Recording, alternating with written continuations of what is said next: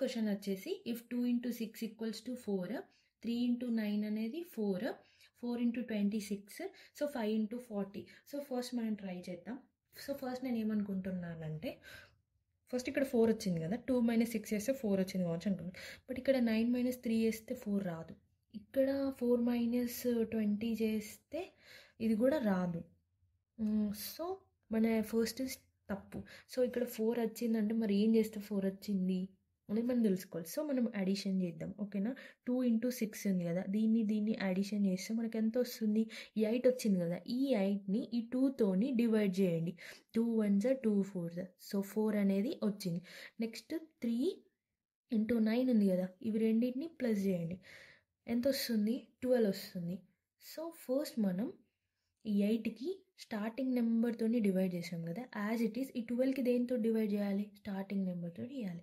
So 3 1s 3 4s, so 4 వచ్చేసింది ఇంకా. ఇప్పుడు నెక్స్ట్ ఎంత? 4 into 20 ఉంది కదా, ఇవి రెండింటిని యాడ్ చేయండి.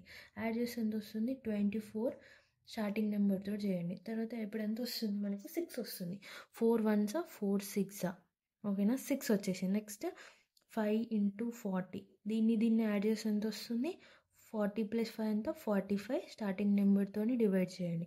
5 1s 5 9s, సో మనకి ఇక్కడ వచ్చే వాల్యూ ఎంత? 9.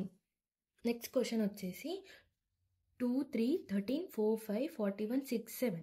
ఫస్ట్ ఆఫ్ ఆల్ ఇక్కడ చూస్తే ఇక్కడ సింగిల్ డిజిట్, ఇక్కడ సెకండ్ డిజిట్, ఇక్కడ డబల్ డిజిట్ ఇచ్చారు, ఇక్కడ సింగిల్ డిజిట్, ఇక్కడ సింగిల్ డిజిట్, ఇక్కడ డబల్ డిజిట్. సో ఖచ్చితంగా దీన్ని యాడ్ సబ్ట్రాక్షన్ సంథింగ్ చేస్తే 13 వస్తుంది.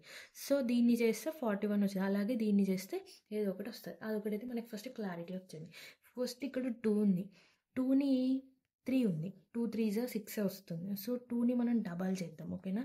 2 స్క్వేర్ చేద్దాం. 2 స్క్వేర్ ఎంత వస్తుంది? 4 వస్తుంది. 3 స్క్వేర్ వేస్తే ఎంత వస్తుంది? 9 వస్తుంది. 4 + 9 చేస్తే ఎంత వస్తుంది? సో 13 వచ్చేసింది.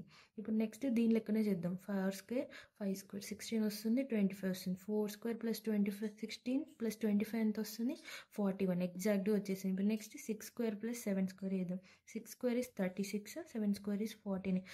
దీన్ని అడిషన్ చేస్తే ఎంత వచ్చింది? 85 అవర్ ఆన్సర్.